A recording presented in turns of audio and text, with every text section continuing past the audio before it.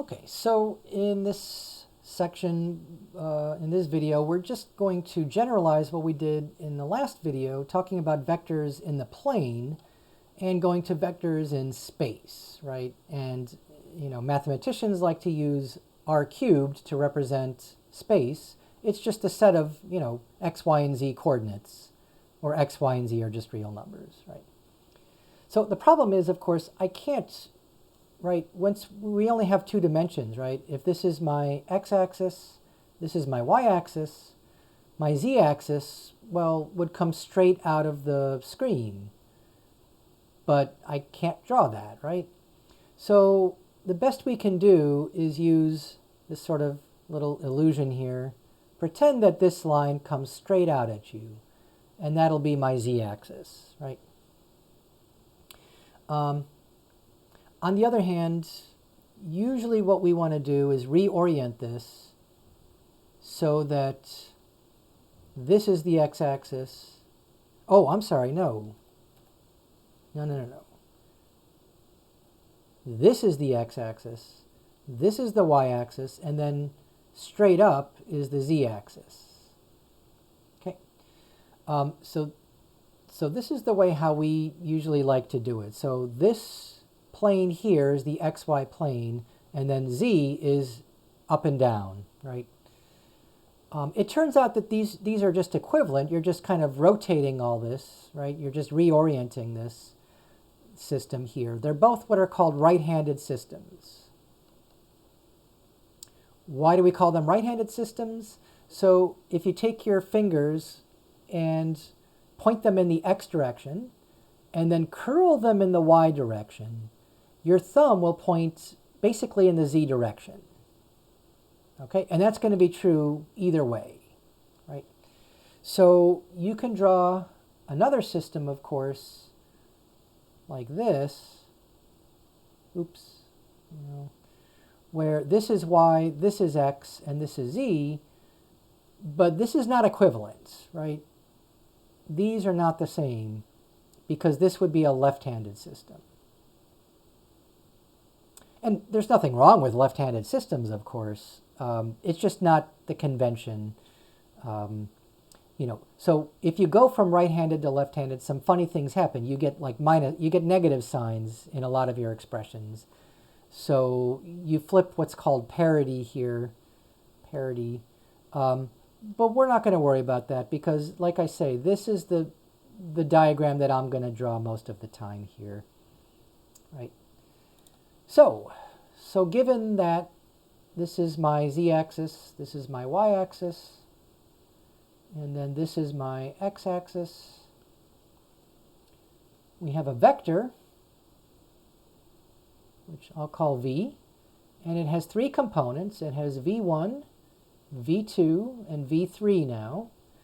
Or if you prefer, we can do v1 times I plus v2 times j plus v3 times k. So I guess I have to say what these vectors are now.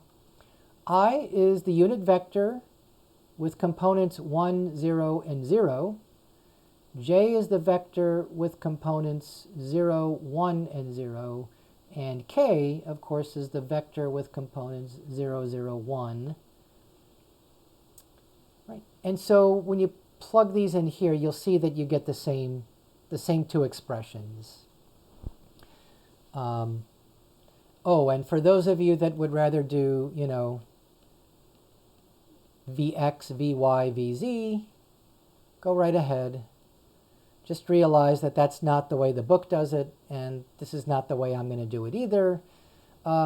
Maybe on occasion, when it's useful to use this notation here, x, y, and z instead of 1, 2, and 3. Okay. After all, so basically, right, x is the 1 direction, y is the 2 direction, and z is the 3 direction. Thinking of it that way. But yeah, I think once you get used to the 1, 2, and 3, it's not much different than x, y, and z. Okay, so some things that we could have talked about in the last video, but I think it makes more sense to do it now, more generally. When you have 2 points, And I used A and B last time, so maybe I'll stick with A and B. I'll actually, yeah, so yeah, let's call them P and Q instead. So point P and point Q. And then, so point P has coordinates, say P1, P2, and P3. And point Q has coordinates Q1, Q2, and Q3. These are coordinates. These are not vectors, right? So we can form the vector between them, right? We can draw the vector from P to Q, for example. It's just this arrow here. So let's call that vector V, right? It's the same as the vector from P to Q. And we did this last time, right? But in terms of the three components will be, right, Q1 minus P1, Q2 minus P2, and Q3 minus P3. So the magnitude of V will just be the square root of Q1 minus P1 squared, right, plus Q2 minus P2, also squared, plus Q3 minus P3, also squared. And you should be able to recognize this as just the distance formula. It's the distance between points P and Q. So it's the distance between point P and point Q. Right? And that's just the magnitude of the vector, right? Or the norm of the vector. Also, you might need this for a couple problems, so it might be helpful to think of the midpoint between P and Q. Right? So that's going to be a point. Again, it's not a vector, it's a point. And the coordinates of the point is going to be P1 plus Q1 over 2. The second coordinate will be P2 plus Q2 over 2. And the third coordinate will be P3 plus Q3 divided by 2. Okay, so the usual midpoint formula, midpoint and distance formula. They apply in 2 dimensions or 3 dimensions or even 4 dimensions. So this is what we'll need it for, right? The next thing we want to do is represent a geometric object, not a circle, but a solid circle, a sphere. Right? So what characterizes a sphere? We need to know the center of the sphere. So the center is a point. I guess we'll label it as just x0, y0, z0. And the radius of the sphere, you can just say capital R for radius, right? So this is the center, and then R is the radius.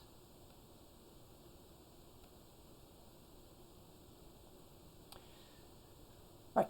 So to get any other point on the sphere, so if we have this point right here, this point is on the sphere, and it'll have coordinates x, y, and z.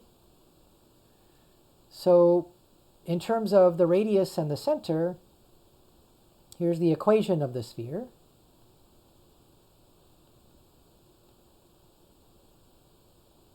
Right. So you might recognize this is the equation of a circle, and then when you add the z's in, you get the equation of a sphere.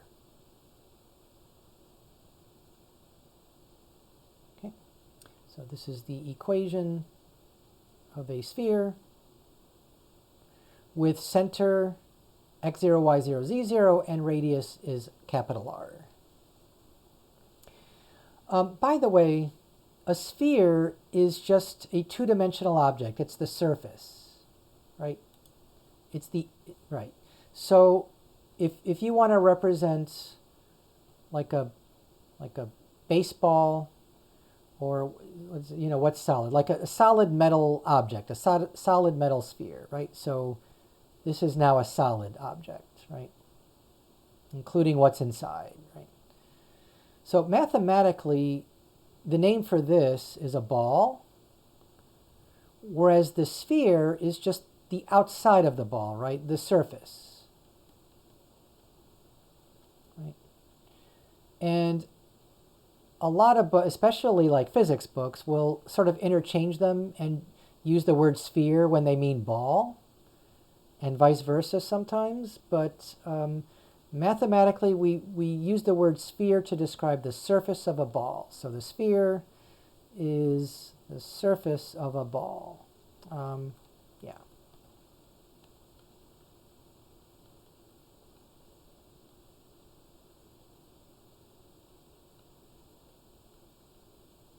Okay, so the ball is three-dimensional, right? The ball is three-dimensional, and the sphere is only two-dimensional, right? Although, to have a sphere, you need, in 3 dimensions.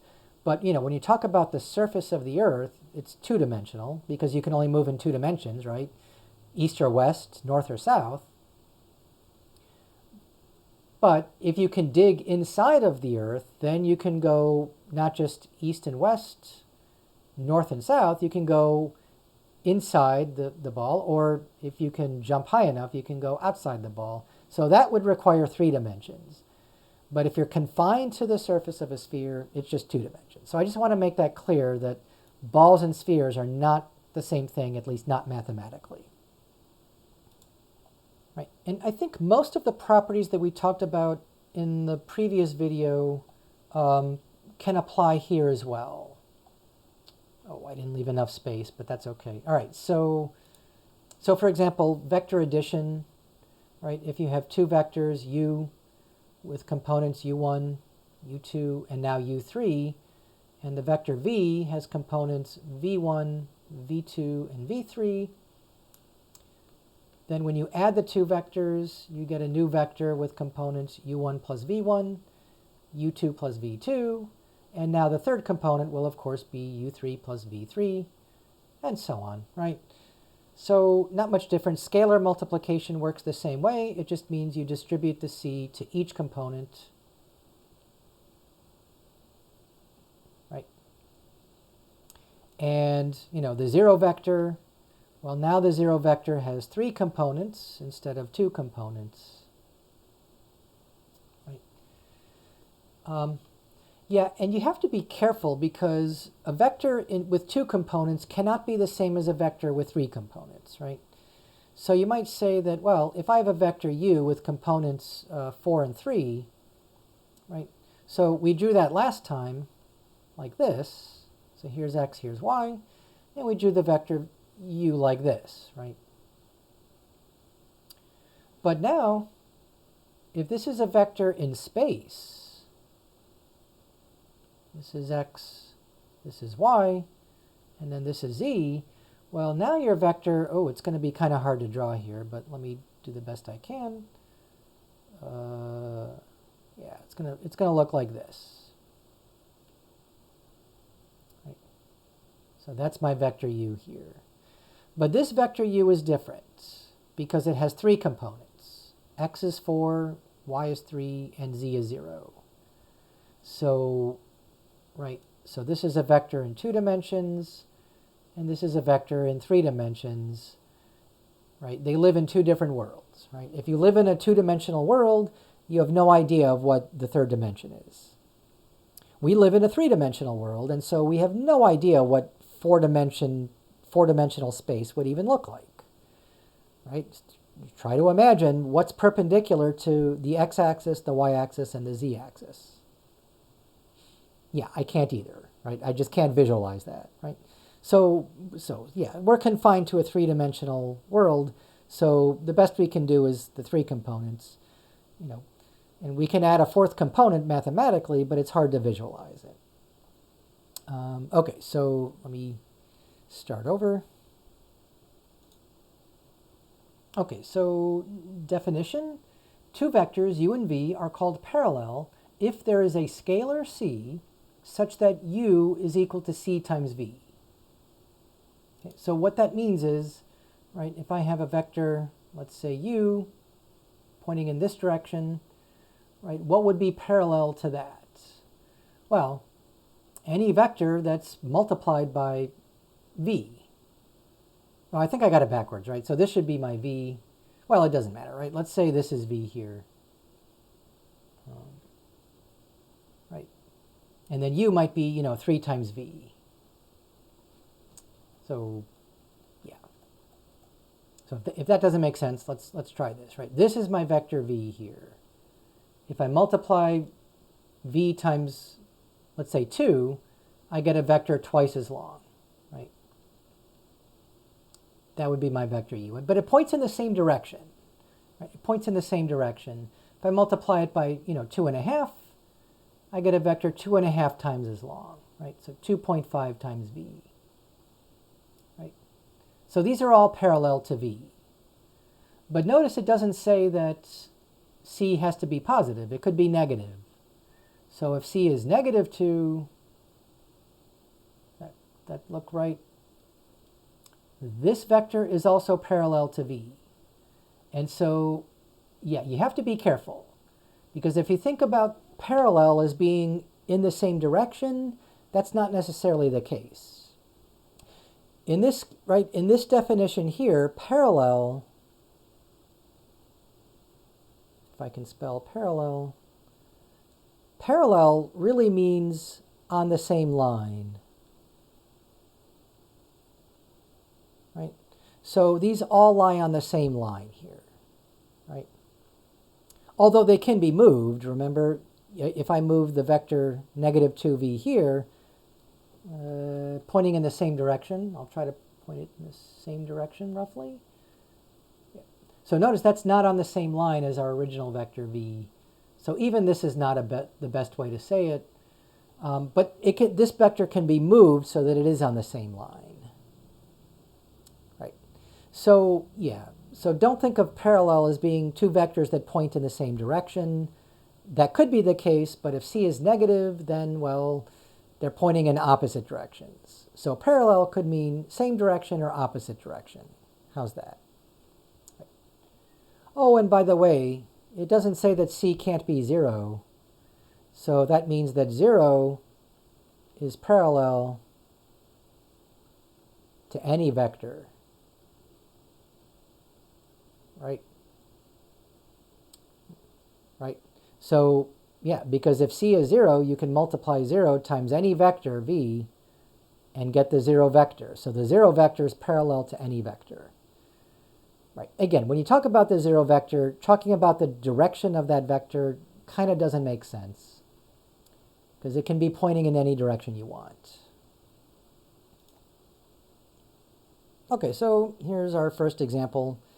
We're supposed to find scalars, so numbers a and b, such that u is parallel to v. And the vector u is given, again, in component form, ai plus 32j plus b times k. And the vector v is given as 7 times I minus 4 times j minus 5 times k. Right? So if you're not comfortable with that notation, then you can just write it this way, of course. These are commas. And then vector v just has components 7, negative 4, negative 5. So either way is fine. And so how do we find a and b? Well, what do we know? We know that u is parallel to v, so that means u has to be some number c times v, some scalar multiple of v. That's the definition, right? C times v. So let's write out this equation as a vector equation, right? This just means that the vector a32b has to equal c times the vector 7, negative 4, negative 5. Right? And we know how to scalar multiply, right? So this is the vector 7 times c, negative 4 times c, negative 5 times c. And that has to be the same as the vector a32b. Right? So it's just u equals c times v, right? Right? So this is a vector equation, but it's really 3 separate equations, right? You have to match the x component, so a has to be 7 times c. Right? You have to match the y components, so that means 32 has to equal negative 4 times c, and you have to match the z components, So B has to be negative 5 times C.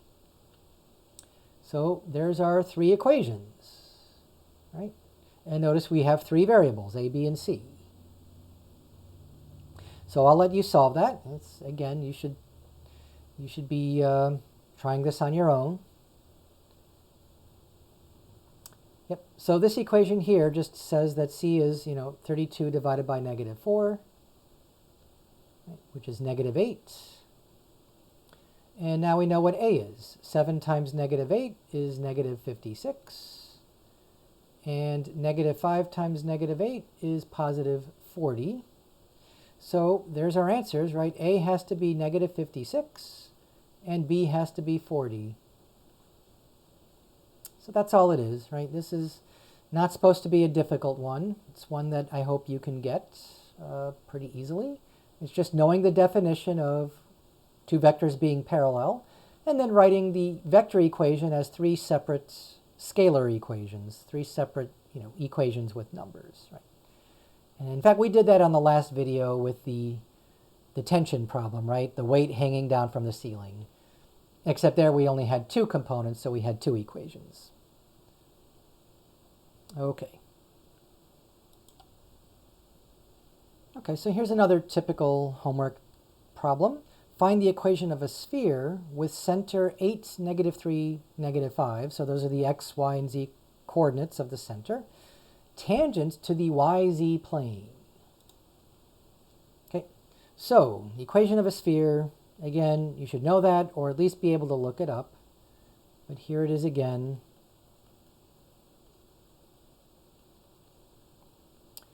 And what are we given here, right? We are given x0, y0, and z0. Right, so x0 is 8, y0 is negative 3, z0 or z0 is negative 5. So we can plug those in, right? So that's x minus 8 squared plus y minus negative 3, so y plus 3 squared, plus z plus 5 squared equals r squared. Now, what's the radius? Well, that's the problem, right? They didn't give that to us. There are easier problems where they say, well, the radius is, 7 or something. And then you just plug in r equals 7 and you get the equation. That's a little too easy, right?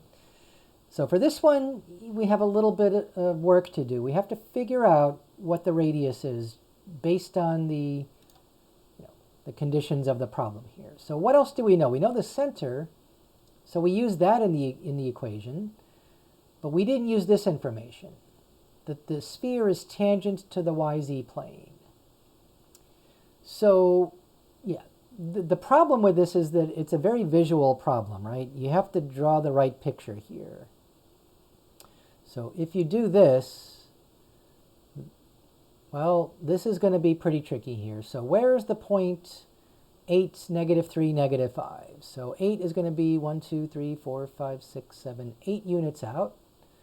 And then, let's see, y is negative 3, so you got to go to the left, 1, 2, 3. So I should have put the 8 over here, because that's where my point's going to be. Yep, so... okay, so right here, now that's not the point we're looking for, right? This is the point 8, negative 3, 0. Now when z is negative 5, we have to go down 1, 2, 3, 4, 5. So that's going to be right about here. Okay, so that's the center. Right? That's the center of the sphere. Now it's tangent to the yz plane. Where's the yz plane? Well, that's this thing over here, right? It's essentially parallel to the screen, right? The screen is in the yz plane. X is coming out at us. Right? It's coming straight out of the screen. See, yeah, I cannot visualize this either, right? So here's what I'm going to do. I'm going to play around with this. I'm going to move the x-axis so that it's pointing to the right. So now this is my x-axis. And now this, should be straight, vertical. right? This could be my z-axis, and this could be my y-axis going in this way, right? So this is now my yz plane here, right? And in fact, that's going to be too messy. Let's just say that this is the yz plane. Now you have to imagine that this is a solid plane that's coming out of the board, right? So, where's my x? My x is 1, 2, 3, 4, 5, 6, 7, 8. Now my y and z are going to be, well, z is going to be down here somewhere, negative 1, 2, 3, 4, 5, if I can count, right? 1, 2, 3, 4, 5. So right about here, right? And then y, of course, is coming in or out. I think it's going into the board 3 spaces. But it doesn't matter, right? This is the same point, 8, negative 3, negative 5. And that's the center of the sphere. Okay. So what does that mean for the sphere? It has to be tangent to this yz plane. How can I draw a sphere tangent to that plane?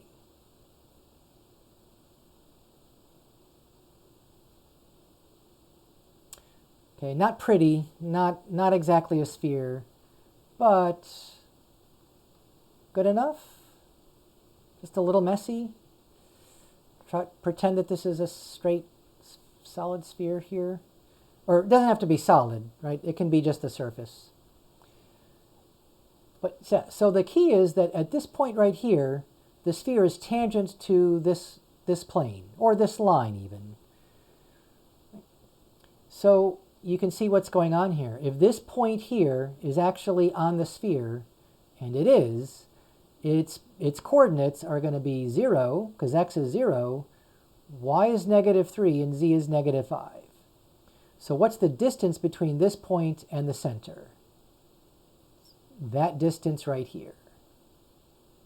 So you can use the distance formula if you need to, but I hope you don't need to because, well, the y and the z are the same, right? So the only difference is the x's. What's the difference between 8 and 0? Of course, 8. So that's the radius, right? The radius is 8 units, right? It's basically the distance from the center to this point on the sphere, which has coordinates 0, negative 3, negative 5. So there you go. Right? So since r is 8, r squared is 64. And now we can just write down the equation. It's x minus 8 squared plus y plus 3 squared plus z plus 5 squared equals 64. And that is the equation of the sphere in its standard form. And these are all 2's. So yeah, very tricky if you don't draw the picture in a way that makes sense, in a way that you can visualize easily in 3 dimensions. Because again, when you're talking about spheres and planes, you're talking about 2-dimensional objects, but they exist in 3 dimensions. So trying to draw them, of course, is very difficult. It almost helps if you actually have a model. Get a basketball and get a big book, let's say, and put the ball right against the book, right? So this is my basketball. Put it right against the book, and then you know that means it's tangent to the plane of the surface of the book. Make sense? A little bit better. So again, it's kind of hard to draw. I hope this at least makes a little bit of sense. Better than this picture up here, which I could not figure out how to draw the sphere here, right? This would be the radius in this case here. So your sphere would look something like this, and it would be very hard to figure that out. All right, so let's maybe do one more example. All right, so last example, and this comes from the book, and I don't remember exactly, but it might be a homework problem, in which case you should really try to do it first. But if you get stuck, then you can watch the rest of the video. And I'm only going to do part A, because I think parts B, C, D, and E are fairly routine, but part A is definitely the most difficult part of the problem. So essentially we have a 24-pound disk. So this disk over here, right, is 24 pounds, and it's being suspended by these 3 cables, each of length L and equally spaced. Okay? So it's a 24-pound disk, so that means, right, gravity's pulling downward on it. So that's the weight of the disk. And you can think of this as negative 24 pounds times. So be careful, we can't really use J here because this is in 3 dimensions now. So we're going to use K. Right? So in other words, this is the Z direction, and then this is the X direction, and then this will be the Y direction. Okay. So we're looking for the tension in each cable. Now, the cables all have the same length, right? And they're all equally spaced. They're all equally spaced and all have length L. So that's a kind of sloppy L here, so I'll just erase that. They're all length L. So I think if you just look at the symmetry of the situation, they all have the same tension. If the tension in one cable is bigger than the other, then it's pulling on it, right? And which means it's not in equilibrium. It's not it's not static anymore. Right? So this is supposed to be a static problem again. Right? If you can imagine, if the tension in this cable is more, that would pull the disk upward. So I think all 3 tensions are equal. Okay, so what is that tension in terms of L? Okay, so this is a hard problem, and again, I don't know if my picture is any good. You can look at the picture in the book. It's a little better. It's a little clearer, I think. But yeah, you can see the issue here is that it's 3 dimensions and it's hard to visualize. So one thing I like to do is, don't just take their picture as the thing that's going to help you, right? In my view, I would like to look at it straight downward. If you look straight down, you see the disk, right? The cable, or I'm sorry, it's suspended from the ceiling at the center. And you can see all 3 cables then are equally spaced. So one might be this way, one might be this way, and one might be this way. Okay.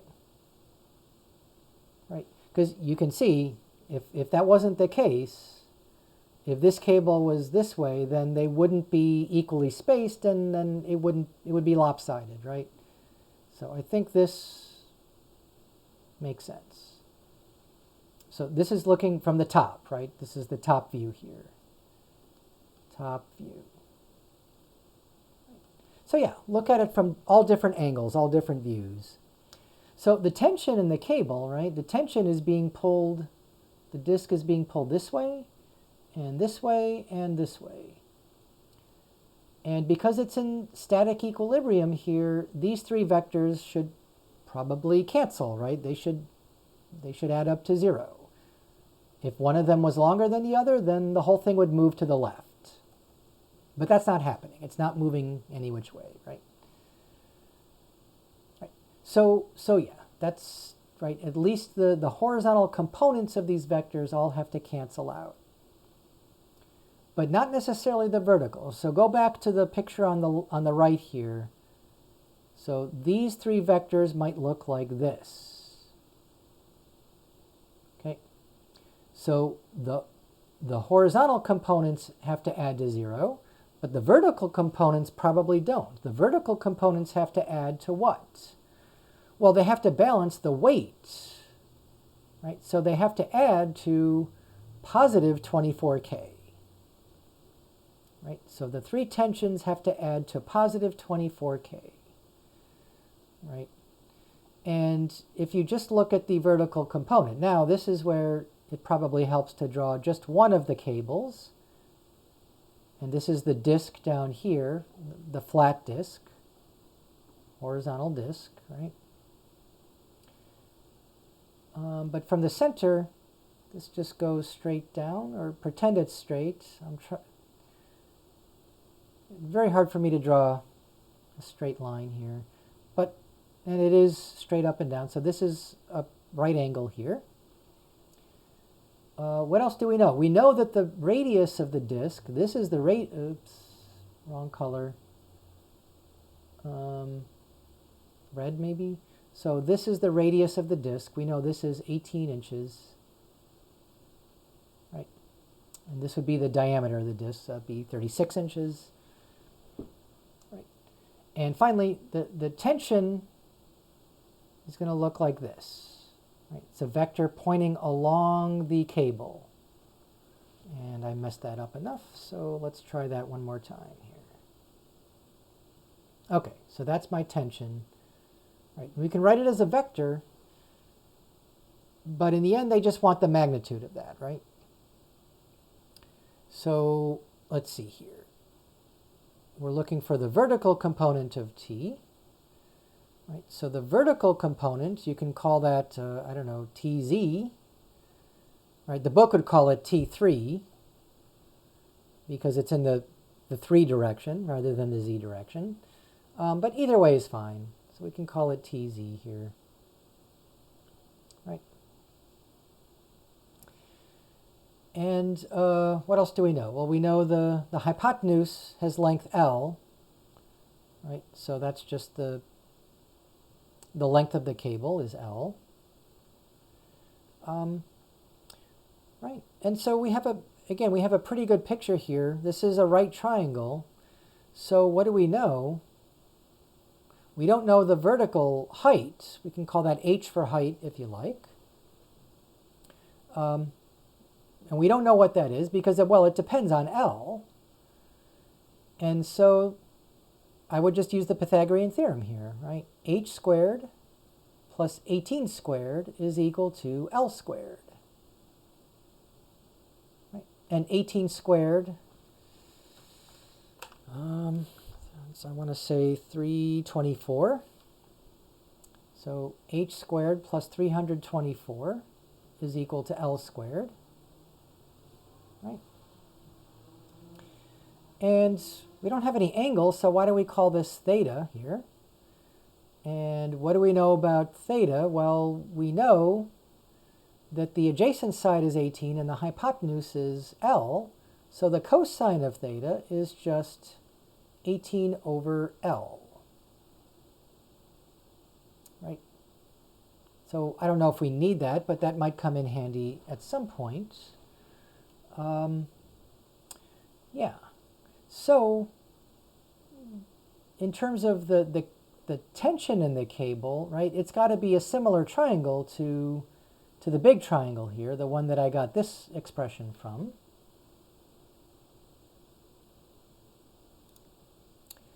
And, well, again, I think it's the H that we don't need here. We don't need the height.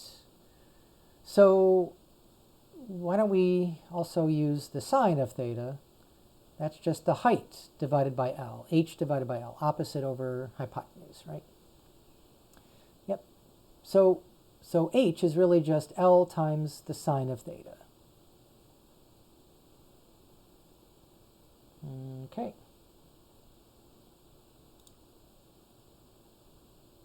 Right, and H is also, if you solve this equation here for H, you get H is going to be the square root of, let's see, L squared minus 324. Okay.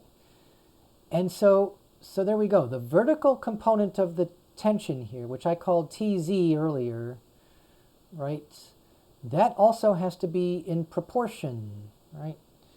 In other words, if you take 3 times that tension for the 3 cables, you should get the total 24 pounds, right? Which means for each cable only has to suspend 8 pounds. Well, at a minimum, right? Yeah, otherwise the whole disk could come crashing down. So yeah, TZ has to be 8 pounds, right? But TZ is also by the same triangle here. It's a similar triangle. This is theta, right? This is TZ, right? And this is T. Yeah, TZ is just going to be, well, in terms of theta, right? So how about sine of theta is equal to TZ divided by the tension, T. So TZ is also T times the sine of theta. Okay, so just using trigonometry back and forth here, right? And so that tells me that T times the sine of theta has to be 8 pounds. So there we go. T times the sine of theta, that has to be 8. Right? Or T is just 8 times cosecant theta. Or I'll leave it as 8 divided by sine theta. Right. And what's sine of theta? Sine of theta was up here. It's h over L, right? So this is equal to h over L. But remember what h is. H is the square root of L squared minus 324, all divided by L, right? So, so I think that does it, right? That's T as a function of L. So T as a function of L is just going to be the square root of L squared minus 324, all divided by L.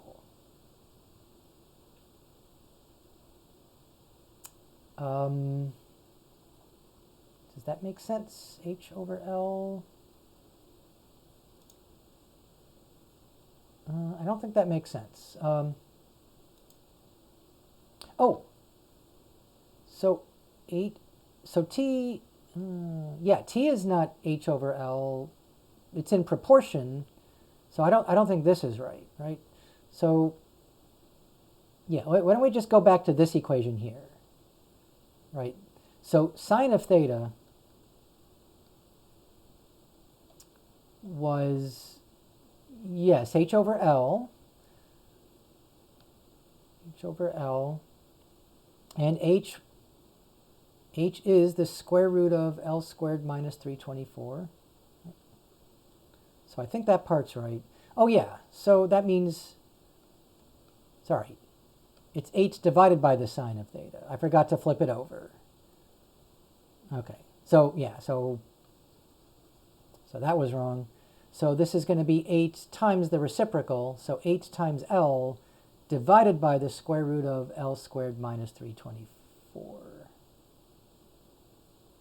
Okay. So I think that's the tension as a function of L.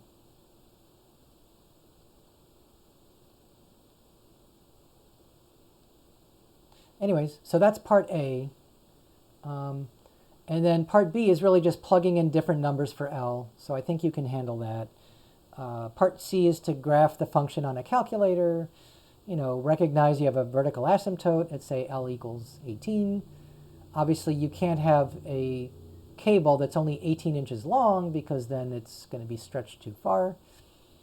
I think the rest of the problem is easy. This was the hard part. And as you can see, even I got a little bit stuck here. So yeah, we're solving for T in terms of L. So we had to substitute this expression up here for sine theta. And that's in the denominator. So I hope that helps, at least a little bit. Again, draw the picture, draw different angles if you have to, draw different triangles, whatever makes sense, whatever works. And then just, you know, it's just using trigonometry, Pythagorean theorem, and similar triangles to get the tension in terms of L. All right, I better end here because I nearly messed that one up and I don't want to mess anything else up. So that should be enough for 11.2.